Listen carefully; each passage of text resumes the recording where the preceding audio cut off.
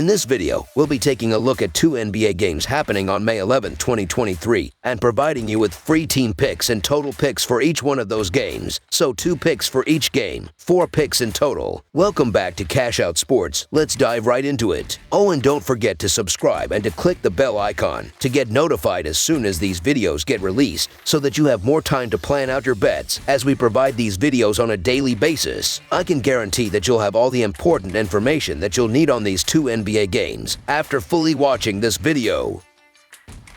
One more thing before we start. If you would like to gain access to our best exclusive sports picks to take your journey to the next level, then check out our Patreon in the link down below, where we offer our best single picks, parlay picks, and much more. Now let's get started.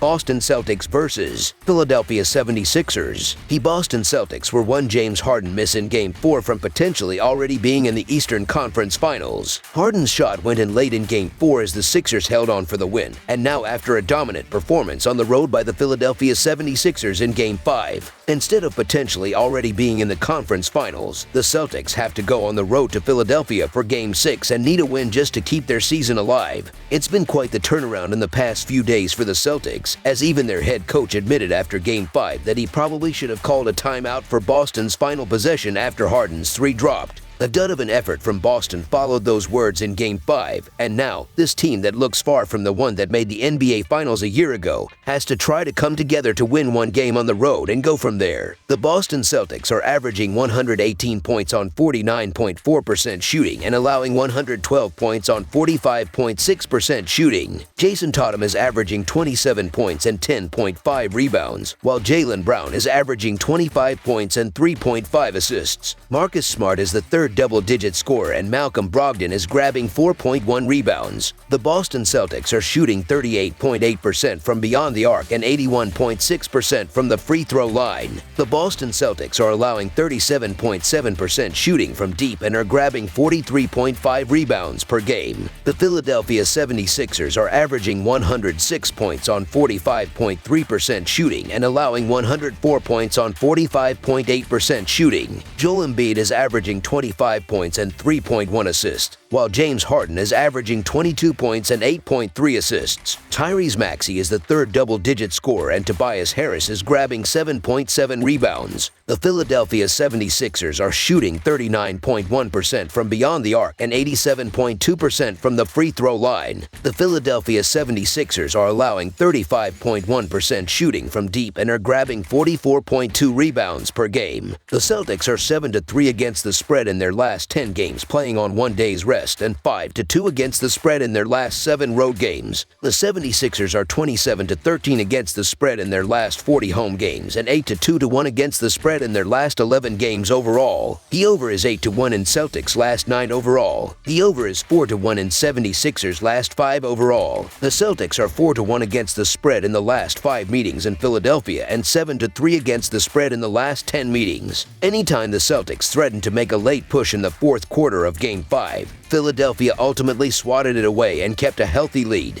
To do that against the defending conference champions on their own court in a critical Game 5 when Boston was expected to win by 7+, when the Sixers as an organization had lost 11 straight Game 5 road games, has to grow Philadelphia's confidence levels exponentially. The Sixers are 5-2 against the spread this year as a home underdog, going 4-3 straight up in those games as well. I just don't think the Celtics are in the right headspace as a team right now to expect guys like Brogdon, White, or Horford to contribute enough offensively in a do-or-die, hostile environment game like this. Simply can't trust a team like that, especially when they are the ones laying points on the road. The Boston Celtics are being given the benefit of the doubt because they were the betting favorites to win the title since the Bucks went down. However, this won't be easy, as Philadelphia is sure to have a nasty home crowd. Embiid has taken over since rejoining the team, and Harden continues to show flashes. The Celtics looked awful in Game 5, and you have to start questioning if an inexperienced coach like Joe Mazzulla is over his head. The fact that Philadelphia is sitting as a home underdog to close this thing out, the price is right for me to jump on the idea of this series ending in Game 6, as Game 5 had the look at times that this Sixers team really smells blood in the water. I kind of like the 76ers at home. I'll grab the free bucket. So the Philadelphia 76ers to cover the spread as underdogs is our full game side pick. 4 of the 5 games in this series have gone over the total, and the number has been set below 210 in each game. In this game, the odds makers have bumped up the number to 213.5, seeing as how the teams have gone over the number for most of this series. I still think the score goes past the total, as this game will be a dogfight. I fully expect it to come down to the final minute, and it may even head to overtime. A late flurry of scoring and foul shots will push this past the total. The over is 5-0 in the Celtics' last 5 road games versus a team with a winning home record. Over the projected total is our full game total pick.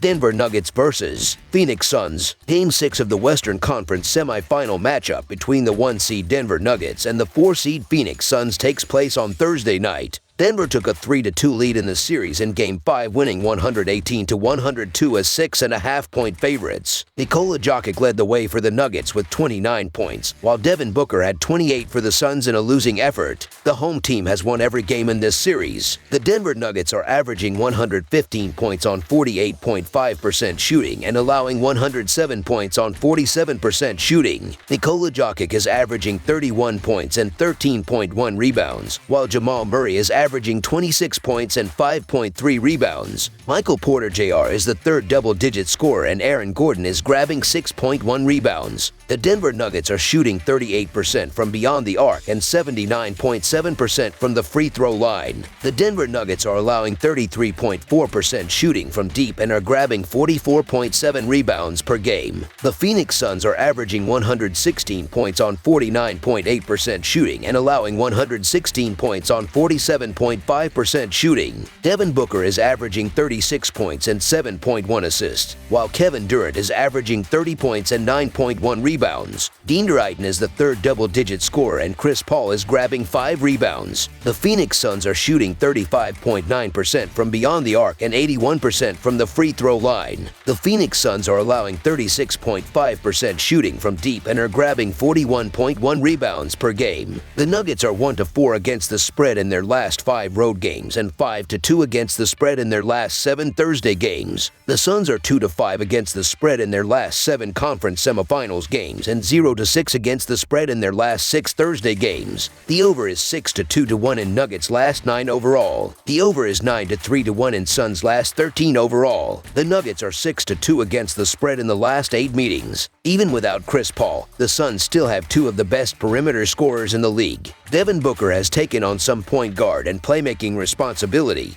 He had 12 assists in the Game 4 win at home. Booker can handle the ball when necessary and still allow Durant the opportunity to do his work on the wing. DeAndre Ayton just needs to have an average game and allow the 2-star wings to take over. Jokic had 53 points in Game 4 and still lost, as Booker and Durant each had 36. Denver has not been nearly as good on the road all season and are only 1-3 on the road in the postseason, including a loss in Minnesota. The Denver Nuggets are the better, deeper team, and getting free points with them is attractive. However, as I said in my Game 5 analysis video, this feels like a series where the home team wins each game until the 7th effort, where anything can happen. So far, the road team hasn't been able to really even keep games close. The only reason to think that changes here is that Booker and Durant continue to log insane minutes, and eventually they could fold playing every other day. Still, I'll continue to back the home teams in this series. The home team has won every game in this playoff series, and there is not reason to think that will stop now. This series will go to Game 7 as Booker and Durant will not go down at home, so the Phoenix Suns to win and cover the spread as favorites is our full game side pick.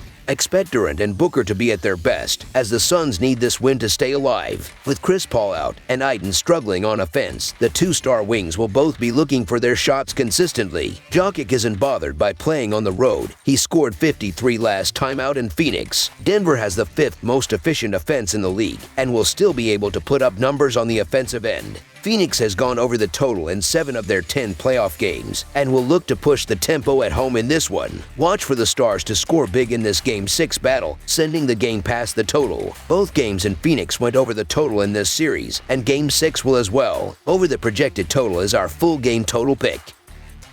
That's all for now, so if you have any other games you would like reviewed, then leave a comment down below with the game you would like analyzed. Subscribe to our channel, leave a like on this video, and we'll get to it as soon as we possibly can. We would also love to hear your opinion on the picks presented to you in this video, whether you agree or disagree with them, so leave a comment down below and do let us know.